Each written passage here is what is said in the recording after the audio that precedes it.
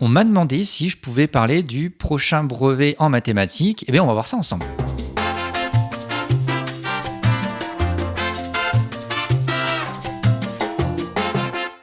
Alors, j'ai un commentaire qui m'a été fait sur ce sujet-là.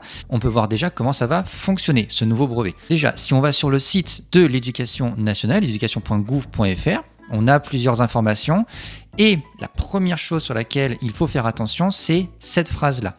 À partir de maintenant, si une copie qui n'est pas écrite de manière intelligible, autrement dit, il y a trop de fautes, on n'arrive pas à le relire, trop de fautes de grammaire, d'orthographe, de syntaxe, etc., on ne pourra pas mettre la moyenne à cette copie. Ça, c'est important. Et autrement dit, il faut s'appliquer et il faut faire le moins d'erreurs possible. Ensuite, nous, en mathématiques, on a une épreuve sur 20 points qui est scindée en deux parties.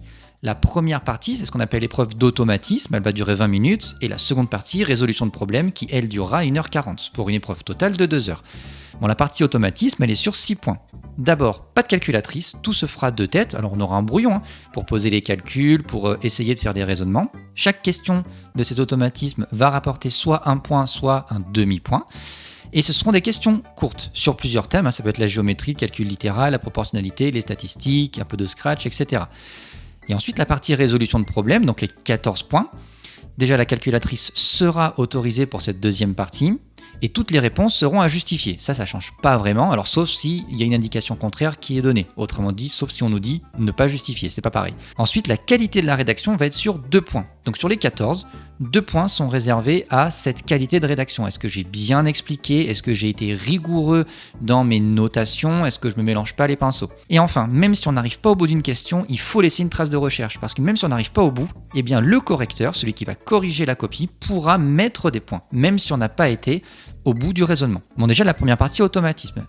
Alors, il y a une vidéo sur laquelle on corrige tous les automatismes qui sont tombés sur les sujets 0. Donc, si tu veux en savoir plus là-dessus, je t'encourage à aller voir cette vidéo. Alors, des automatismes, ça peut être par exemple, quel est le tiers de 18? Un film dure 240 minutes, quelle est sa durée en heures? On peut nous demander de calculer une médiane, de repérer un point sur une droite graduée, de résoudre une équation, d'écrire l'égalité de Thalès, etc. Et ou encore des exercices ou des questions sur l'algorithmie, notamment Scratch. Ça, c'est pour la partie automatisme.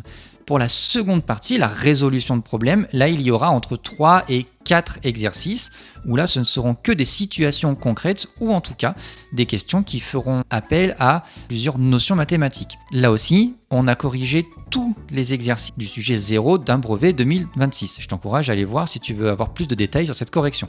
Qu'est-ce qu'on peut avoir comme type de problème? On peut avoir des types de graphiques pour faire des calculs statistiques.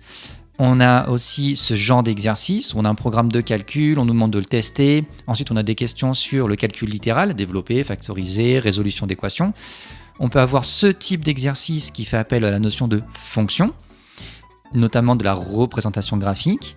On peut avoir aussi des exercices de géométrie plane, donc en 2 dimensions. Et là, souvent, les questions, c'est classique, c'est Pythagore, Thalès, trigonométrie, propriété, etc. On a aussi ce type d'exercice où là, on fait appel aux probabilités. N'oublions pas, probabilité, pourcentage, fraction, etc. Ce type d'exercice où là on a de la proportionnalité, des calculs de masse, de volume, des exercices beaucoup plus complets où là on mélange un peu tout. Là on retrouve des fonctions, on retrouve des volumes, on nous demande de faire un repère, de le tracer. Et enfin, ce qui fait appel à la notion d'arithmétique, donc multiple, division, nombre premier, etc. Mais attention, ce ne sont pas que ces exercices-là qui vont tomber. Ce sont des exemples d'exercices. En fait, le meilleur entraînement, ça reste de refaire des exercices type problème que tu auras déjà fait avec ton enseignant cette année. Et n'oublie pas, une épreuve de 20 points pour ce nouveau brevet, 6 points pour les automatismes, pas de calculatrice, et de la résolution de problème, où là, il faut bien expliquer ce que l'on fait, bien expliquer le raisonnement, puisque là, ça vaut 14 points.